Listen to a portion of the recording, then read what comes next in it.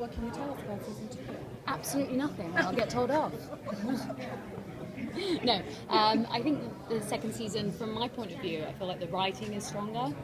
I feel like everyone has really settled into their characters, and I mean, there's so many great actors on the show anyway, but seeing everyone grow and become more comfortable in their characters, like, we know our characters now better than anyone else. Everyone, once you've done the first season, that's the fear gone.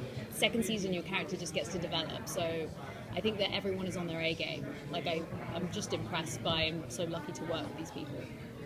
And being that so much of season 1, Mary's story was about like trying to get her own autonomy, will motherhood be like a further extension of like trying to achieve that autonomy like within herself? Yeah, I think that, Mary, she last season, the thing that she was living for was, this world that was going to be accepting of women and, celebrating, giving women a voice and celebrating music and art and not being ruled by these Puritans.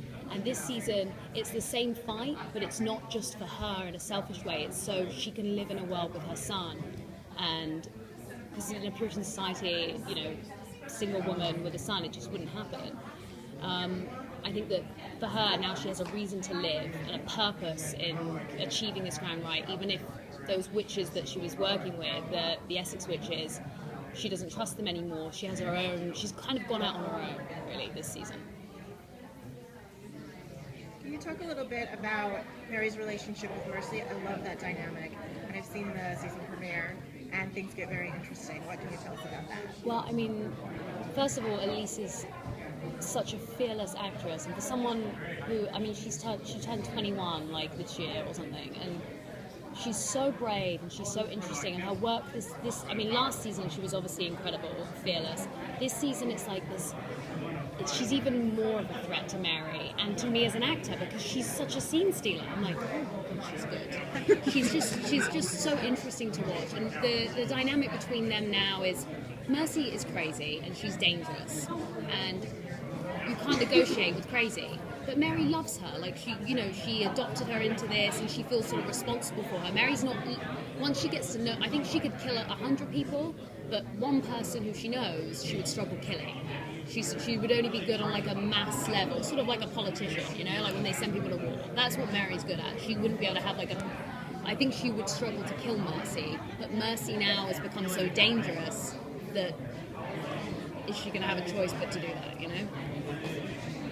And then obviously the show is very exciting and very entertaining, but but do you also feel sort of a responsibility with some of the more heavy material to maybe like inspire women to be like as strong and go getting it within their own lives, because they think that she's such a strong character that like it can really inspire a lot of like impressionable young viewers to do the same, like in their own lives? That's an interesting question. I think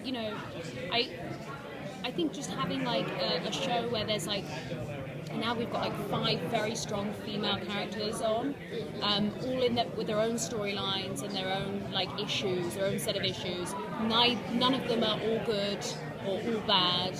I think for me that is sort of inspiring for all women. Like you want to feel like you can be whoever you are without being judged, and there's a certain. That's how I sort of relate to what Mary wants with the witchcraft. She just wants a world in which she's treated equally. Can we do one more question, guys? Maybe tell us a little bit about when we'll see Shane West's character John and you interact again, and because we're not quite sure. As I mentioned, I've seen the premiere and I thought it was so great, but I don't want to spoil anybody else. Just maybe what's coming up with them. Well, I think that Mary believes John is dead. That's it. Once she didn't go to meet him at the end of the finale, there was a good chance that he was going to die, that the militia were going to find him, and she believes him dead, so she has to push that to the back of her mind and that relationship. But there is a presence of John, and I think she feels that, and it's very confusing for her, and I think that at this point she believes that's coming from her son. But it's a tough situation where she's trying to face the fact that this person has died, but she still feels like he's with her. So it's almost like having this this nagging feeling that she's got, but she can't operate the way she has been, the way she needs to get on, thinking that he's still alive. So she has to sort of toughen herself back up again, and like I just said over there, like fuck the pain away. Like I think there's a certain amount of it. She's just like, no, get on. Like you need to get back to your best, where you don't care about anyone, and I think that's sort of where she's at. Thank you so much. No, thank you. Thank you.